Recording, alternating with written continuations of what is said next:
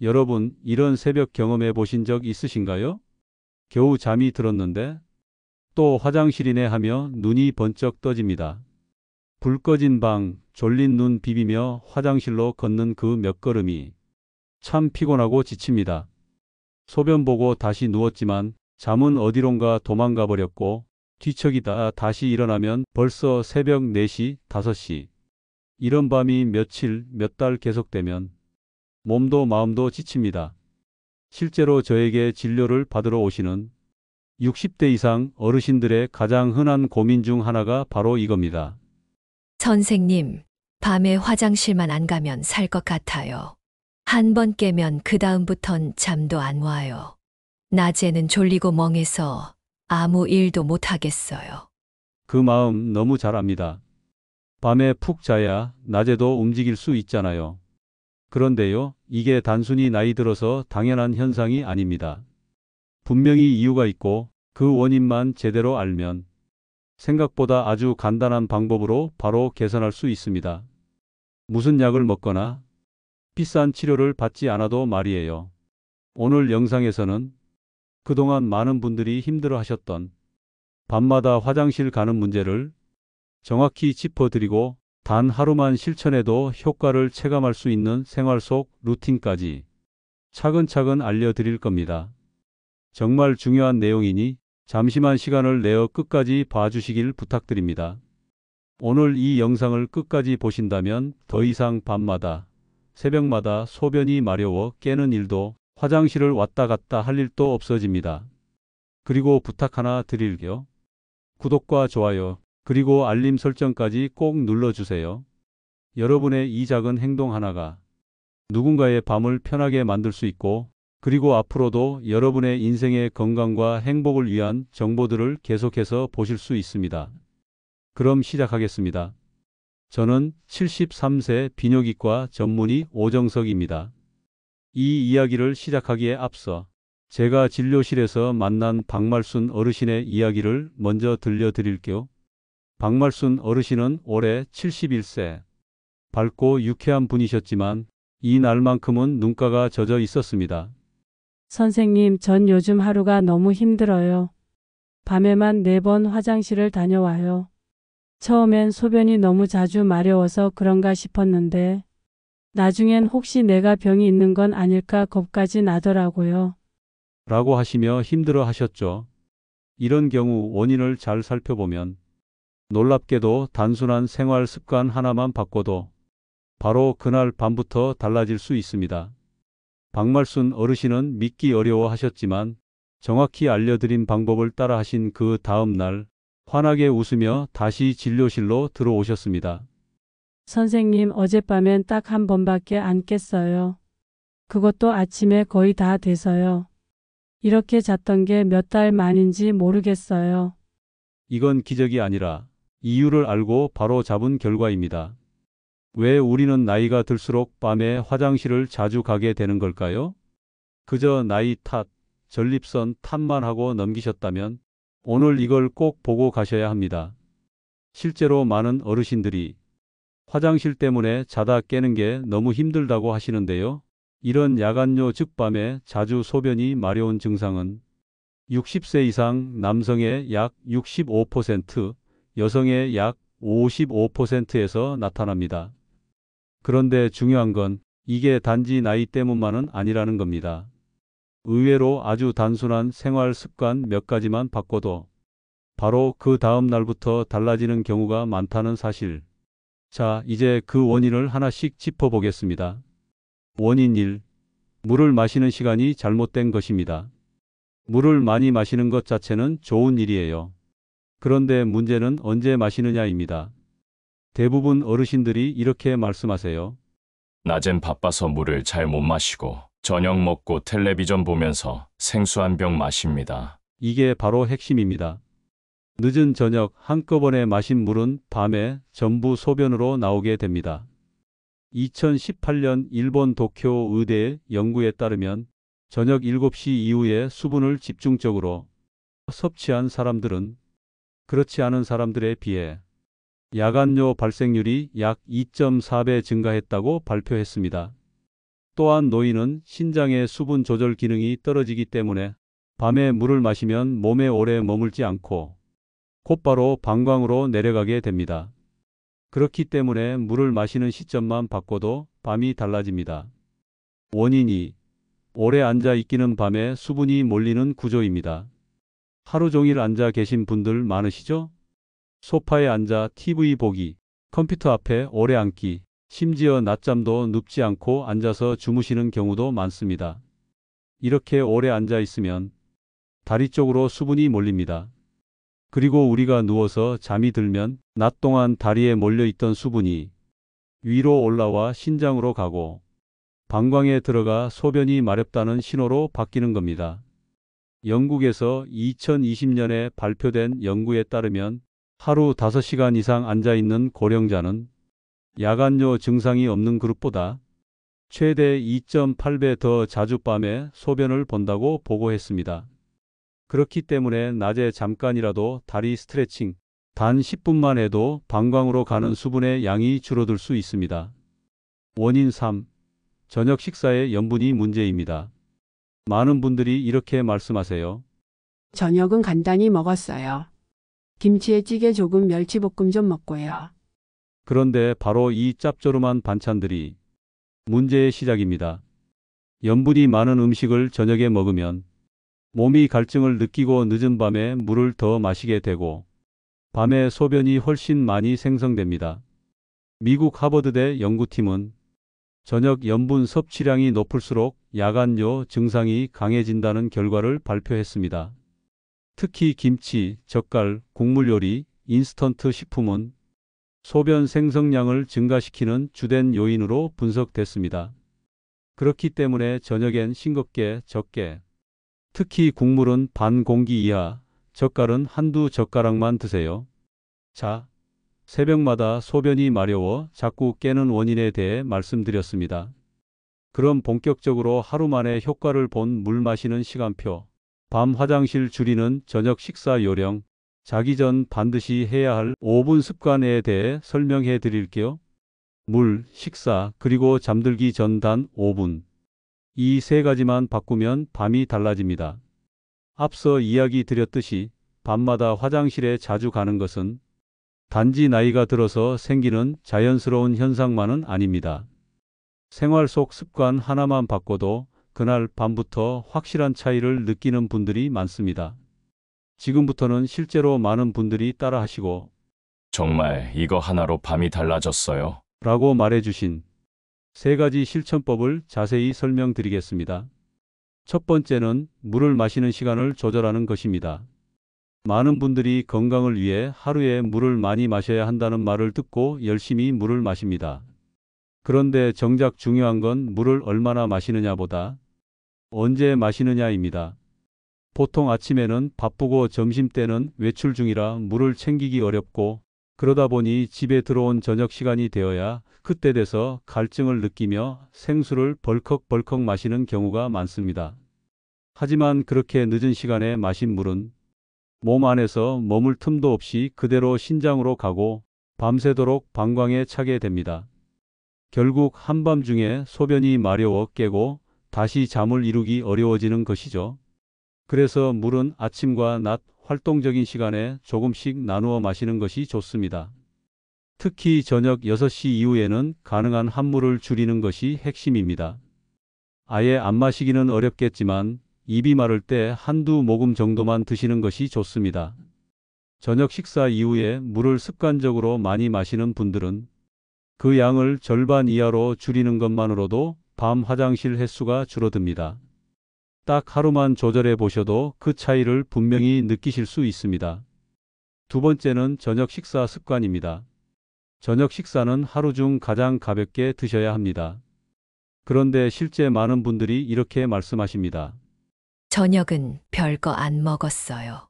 국에 김치 좀 먹고 멸치볶음 조금 먹었어요. 이렇게 말은 하지만 국물은 국물대로 짜고 김치와 젓갈은 소금기가 강하며 멸치볶음도 간장이 많이 들어간 반찬입니다. 이런 음식들을 저녁에 먹으면 체내 염분 농도가 올라가게 되고 우리 몸은 이를 희석시키기 위해 갈증을 유발합니다. 결국 물을 더 마시게 되고 이 물이 또 다시 방광을 채워 밤에 소변으로 나오게 됩니다. 따라서 저녁에는 국물을 줄이시고 젓갈이나 절임류는 한두 젓가락 이내로 제한하시길 권해드립니다. 또한 밥양도 낮보다 20% 정도 줄이시면 위가 부담을 덜 받게 되고 식후 더부룩함도 줄어 숙면에 도움이 됩니다. 식사를 마친 뒤에는 가능하면 10분이라도 몸을 살짝 움직여주는 것이 좋습니다. 가벼운 산책이 어려우시다면 거실에서 팔을 위아래로 흔들거나 다리를 살짝 털어주는 동작만으로도 다리에 고여있는 수분이 심장 쪽으로 다시 순환될 수 있습니다. 이런 가벼운 활동이 밤새 방광에 수분이 몰리는 것을 막아주는 역할을 합니다. 마지막 세 번째는 자기 전에 단 5분만 투자하는 간단한 루틴입니다. 이건 저도 많은 환자분들께 알려드리는데 이거 정말 효과 있더라 며 제일 좋아하시는 방법이기도 합니다. 먼저 다리를 쭉 뻗고 앉아 발목과 발끝을 가볍게 움직여 주세요. 파닥파닥 털듯이 흔들어주면 하루 종일 다리에 몰려있던 수분이 자기 전에 미리 순환되면서 붓기를 줄여주고 밤에 소변으로 빠져나가는 양도 줄어듭니다. 그 다음엔 코로 천천히 숨을 들이쉬고 입으로 길게 내쉬는 복식 호흡을 1분에서 2분 정도 해보세요. 이렇게 호흡을 깊게 하면 뇌가 편안해지고 방광의 긴장도도 낮아지면서 소변 자극이 줄어듭니다. 그리고 마지막으로 스스로에게 이렇게 말해보세요. 오늘 화장실은 여기까지. 이젠 잠잘 시간이야. 이런 작은 자기 암시는 생각보다 큰 힘이 있습니다. 뇌는 우리가 주는 말과 신호에 반응하기 때문입니다. 이제 자야 할 시간이라는 신호를 주면 몸도 함께 안정되고 방광도 조용히 쉬는 모드로 들어갑니다. 이 세 가지, 물 마시는 시간 조절, 저녁 식사 간소화와 가벼운 활동, 그리고 자기 전 5분 루틴. 이것만 제대로 실천하셔도 밤마다 몇 번씩 깨는 일이 놀랄 만큼 줄어듭니다. 무언가 복잡하고 힘든 일을 해야 하는 게 아닙니다. 그저 순서를 조금 바꾸고 습관을 조금 조절하는 것입니다. 딱 하루만 해보셔도 달라진 아침을 느끼실 수 있을 거라 자신합니다. 이제까지 소개해드린 실천법, 즉 낮 동안 물을 충분히 마시고 저녁엔 수분 섭취를 줄이며 저녁 식사는 가볍고 싱겁게 그리고 잠들기 전 단 5분간 몸과 마음을 정리하는 습관. 이 단순한 세 가지를 단 하루만 실천해도 화장실 가는 횟수가 줄었다는 분들이 많았습니다. 그렇다면 이걸 일주일 동안 꾸준히 실천했을 때는 어떻게 될까요? 지금부터는 실제로 이 루틴을 7일간 실천하신 세 분의 사례를 소개해 드리겠습니다. 첫 번째 사례는 68세 김영자 어르신입니다. 이분은 병원에 오실 때마다 피곤해 보이셨고 항상 진료 전에 하품을 하셨습니다. 이유를 여쭤보니 이렇게 말씀하셨어요. 밤에 3번씩 깨요. 잠들기도 힘든데 깨고 나면 다시 잠들기도 어려워요. 그래서 새벽 4시쯤엔 포기하고 그냥 일어나요. 그 후 김영자 어르신께 앞에서 알려드린 물 마시는 시간표와 저녁 식사 요령, 그리고 자기 전 다리 털기와 복식 호흡을 꾸준히 해보시라고 권해드렸습니다. 그리고 일주일 뒤 다시 오셨을 때는 처음과는 전혀 다른 모습이었습니다. 선생님, 요즘은 밤에 1번만 깹니다. 그것도 새벽 5시쯤이니까 거의 다 잔 거나 마찬가지죠. 낮잠 안 자고도 하루가 훨씬 개운해졌어요. 딸이 저더러 요즘은 얼굴이 덜 붓고 표정이 환해졌다고 하더라고요. 이 사례에서 알 수 있듯이 밤에 덜 깨고 깊게 자는 것만으로도 사람은 확실히 달라집니다. 눈빛이 또렷해지고 낮 시간에 집중력도 좋아지며 무기력했던 몸이 다시 움직일 힘을 얻습니다.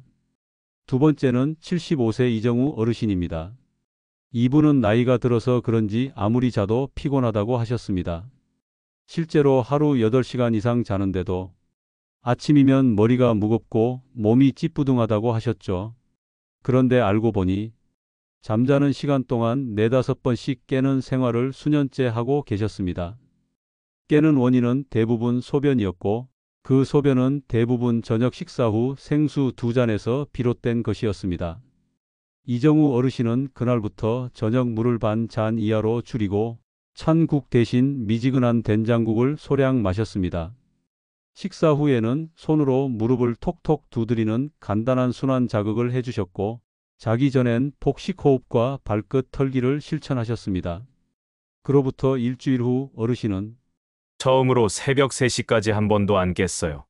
일어나니까 머리가 맑고 아침밥도 맛있더라고요. 이렇게 말씀하셨습니다. 그뿐 아니라 아내분도 남편이 밤새 뒤척이지 않으니 저도 덜 깨고 더 푹 잘 수 있게 됐어요. 라며 가족 전체의 수면의 질이 함께 좋아졌다고 이야기해 주셨습니다. 세 번째는 70세 정순남 어르신입니다. 이분은 손녀가 밤늦게 보내는 카톡에 답장을 자주 하셨는데 그 이유가 잠에서 깼으니까 그냥 하는 거라고 하셨습니다. 밤에 소변 때문에 두세 번 깨다 보니 한 번 깨면 핸드폰을 보고 그걸 보다 보면 다시 잠들기도 어렵고 결국 밤도 망치고 아침도 피곤한 하루가 이어졌던 겁니다. 정 어르신께는 자기 전 스마트폰을 멀리 두시고 소변을 본 후에는 무조건 불을 끄고 이불을 덮고 폭식 호흡을 하시라고 권해드렸습니다. 오늘도 고생했어. 이제 푹 쉬자. 이렇게 마음으로 말을 거는 습관도 같이 실천하셨죠. 7일 뒤 정순남 어르신은 신기하게도 화장실 가는 횟수도 줄었지만 무엇보다도 다시 잠이 잘 와요. 딸이 그러더군요. 요즘은 아빠 눈밑이 덜 부었다고요.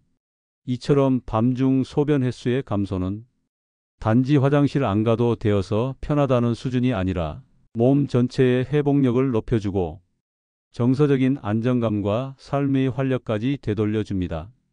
이 일주일의 작은 변화들이 결국 한 달, 세 달, 그리고 일상의 방향까지 바꾸게 됩니다. 물 마시는 시간 하나, 식사 후 팔 흔드는 동작 하나, 잠들기 전 자기 몸에게 말을 거는 단 1분. 이런 작고 부드러운 습관들이 우리의 밤을 다시 편안하게 만들고 무너졌던 수면의 리듬을 되살리며 삶을 다시 내 페이스로 되돌려줍니다. 하루가 바뀌면 밤이 바뀌고 밤이 바뀌면 인생이 달라집니다. 우리는 앞에서 물 마시는 시간, 저녁 식사 습관, 자기 전 5분 루틴, 이 세 가지를 중심으로 밤마다 화장실 가는 문제를 해결하는 방법을 배웠습니다. 그리고 실제로 일주일만 실천해도 수면의 질이 좋아지고 몸이 가볍고 맑아졌다는 분들이 많았죠. 이제 남은 건 한 가지입니다. 이 좋은 변화를 어떻게 꾸준히 이어갈 수 있을까? 그리고 중간에 실패하지 않으려면 어떤 점을 조심해야 할까? 이 부분을 짚고 넘어가야 합니다. 사실 좋은 습관도 며칠만 지나면 쉽게 잊히기 마련입니다.